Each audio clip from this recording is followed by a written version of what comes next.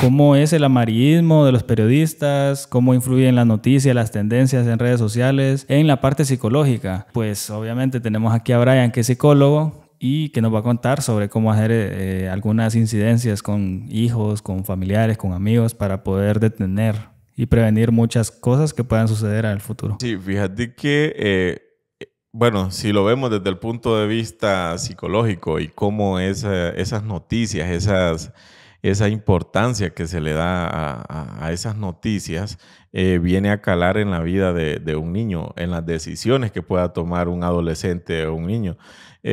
Vaya, comencemos por el hecho del llamado de atención. Muchos de los jóvenes, de los niños que hacen eso, mira, vamos a hacer a un lado todos aquellos que realmente tienen una situación fuerte y que no tienen, quizás vamos a decirlo, otra opción. Vamos a decir otra opción, aunque no es así. Y nos centramos en aquellos que están en X situación y que están a un paso de tomar esas decisiones. Y lo que mencionabas, todas esas grandes, tenemos muchos canales de televisión, radios acá, que vamos a omitir nombres, que viven de eso. El día a día de ellos es crear polémica, es crear esas noticias que llaman la atención para sus televidentes o sus radioescuchas. Entonces, ¿qué sucede? No se dan cuenta de lo que están provocando los jóvenes. No se dan cuenta que hay un porcentaje de niños, de jóvenes, que dicen, pucha, ¿cómo se volvió famoso? Yo quiero llamar la atención de esa manera. Y tenemos a esos jóvenes que se toman el tiempo en comenzar a escribir una carta, que se toman el tiempo de comenzar a dirigir una carta. ¿Y qué sucede? ¿Por qué? Porque ellos quieren esa atención que se le está dando a esas otras personas. Porque a lo mejor vieron que en el año pasado sucedió algo similar y le leyeron la carta al que se suicidó, por ejemplo. Exactamente. Y lo repiten, lo vuelven y lo siguen repitiendo. Entonces, ¿qué sucede? Pues esa persona, ese niño, ese joven, hace lo mismo porque dicen es la forma de llamar la atención que yo tengo. Yo vi una noticia hace poco de una persona que se suicidó, tomó la decisión de quitarse la vida, y el comentario en la noticia decía: se tomó una pastilla de curar frijoles en tal lugar, tal ubicación, a tal hora. Entonces siento que ya va como con ese morbo la noticia y no es algo que vaya a generar algo productivo para la sociedad, porque si otra persona que se siente igual, como vos lo decís, está pasando por una situación mala y está a punto de tomar esa decisión y mira esa noticia que se hizo viral, que se popularizó, te va a decir, bueno, cuando yo lo haga va a pasar lo mismo. Entonces ahí es donde inducen a contagiar a la demás gente y eso provoca otro problema que desencadena más. Exactamente. Y mira, sucede mucho. Que el niño tal tomó la fatal decisión, dicen, de hacer esto, y todavía te cuelgan una foto, aunque no es del niño, aunque no es la persona, pero gráficamente lo que hizo. Entonces, ¿qué sucede? Imagínate, los niños, vamos a los jóvenes que, como mencionábamos, que no tienen un control en lo que están viendo, no tienen un control en lo que está pasando. Entonces, ¿qué sucede? Pues siguen el ejemplo de lo que están viendo y ven que es el llamado de atención que necesitan hacer. Y como te digo, hay muchos... bueno, eso basta con que irnos a las estadísticas de lo que está sucediendo, de lo que está pasando. Jóvenes que se están quitando la vida...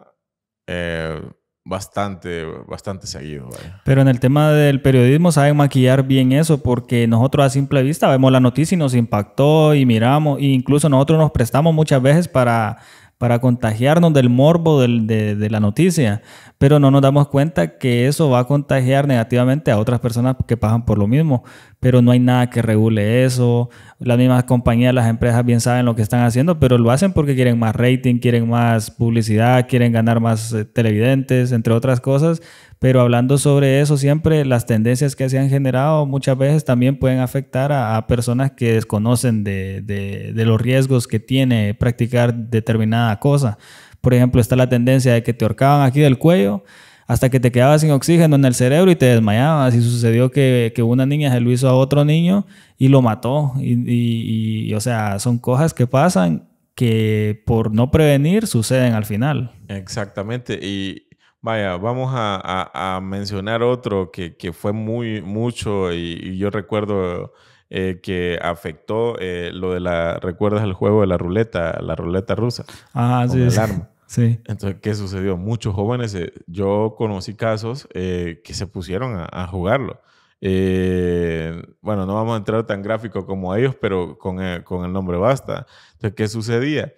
¿Cómo salían las noticias? Jóvenes haciendo esto, y todavía explicaban ¿Cómo se jugaba? cómo se jugaba. Entonces, ¿qué pasaba? Imagínate, al momento de explicar cómo se jugaba, ¿qué pasaba?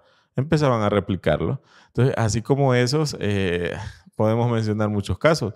El hecho de no tener como el control de cómo se va a dar una noticia.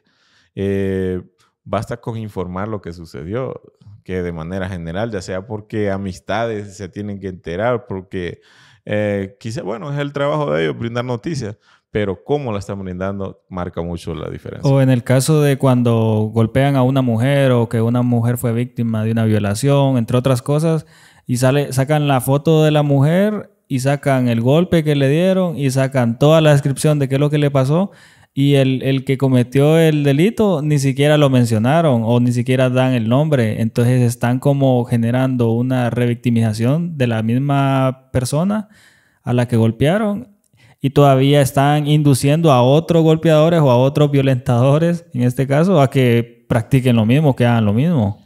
Exactamente. Y has escuchado una frase en los padres que es muy común que digan, no sé dónde aprendió esto este cipote. Dije, así lo dicen popularmente, no sé dónde lo aprendió, pero no se dan cuenta lo que están viendo ellos frente a los niños. Porque a veces no tenemos ni ese cuidado a nosotros de que salimos a la carrera, ponemos a la noticia tal, va el niño más atrás. El niño está viendo lo que nosotros estamos viendo y no tenemos ese control. Eh, Mucho menos tenemos el control de qué están viendo ellos en privado, en los teléfonos. ¿Qué les están, sabes ahora que están viendo un video y cuántos anuncios les llegan por cada video? Imágenes que se interponen. Entonces, muchas de esas yo me he fijado que son noticias.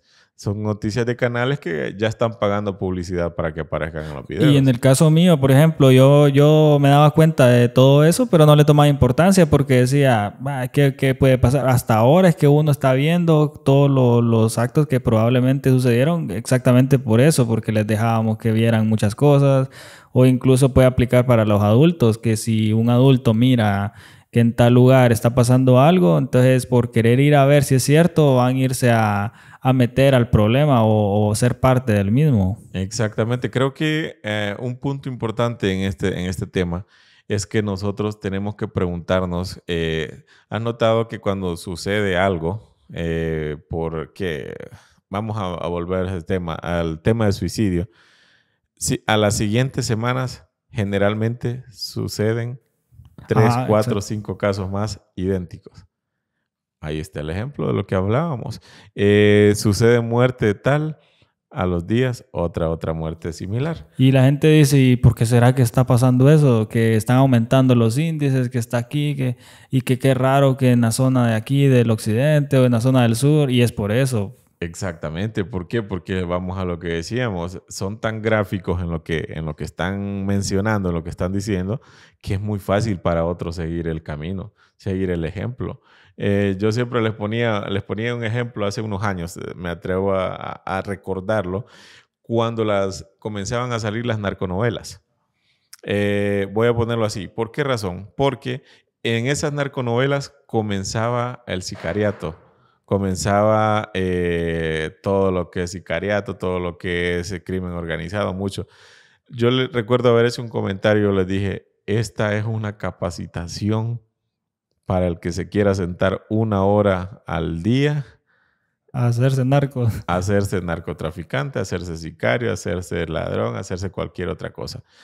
¿Por qué? Porque si solo basta con lo que vean, lo que están proyectando ellos, es simplemente una capacitación para el que se quiera perder. Entonces, eso mismo sucede con las noticias, pongámoslo así. Es una guía para quien quiera seguir los pasos de lo que sucedió en ese momento. Y uno no lo mira en ese momento, o sea, si lo entretiene, le gusta, pero hasta después se da cuenta de las consecuencias y muchas veces nosotros no prevenimos, sino que ya solucionamos el problema cuando ya está demasiado tarde también. Exactamente, y o nos comenzamos a lamentar, mejor dicho, ya cuando ya es demasiado tarde, ya decimos pude haber hecho o si hubiera, y el famoso hubiera que siempre cabe en todo, ¿no? Y en el caso incluso de las imágenes, que ni siquiera le censuran sabiendo que es menor de edad la persona que falleció, que cometió un delito, ni siquiera le piden el permiso a la familia para publicar la foto. Entonces como que abusan y se toman la atribución porque son de una compañía de periodismo para hacer esas cosas. O sea, tal vez aquel dijo, pegan por ignorantes, dijo un amigo, porque se hacen pasar por ignorantes o porque desconocen de tal tema y no hay nada que regule eso tampoco. Entonces significa que va a seguir pasando siempre. Exactamente. ¿Recuerdas el caso de aquella periodista que justo acababa de haber un incendio en la casa y que llegó la mamá y la forma en que le dio la noticia a la señora en el momento?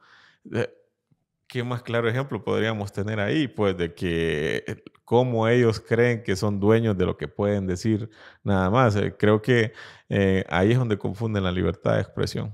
Exacto. Confunden lo que es libertad de expresión con lo que ellos creen que pueden decir libremente y que nadie les puede decir que no es así. Entonces, podemos ver muchos casos como eso, como te digo, y realmente debe haber un control, sin violentar, claro, el derecho a que ellos puedan expresarse, pero por lo menos cómo se deben utilizar. Bueno, sí, creo que como Honduras, somos chiste.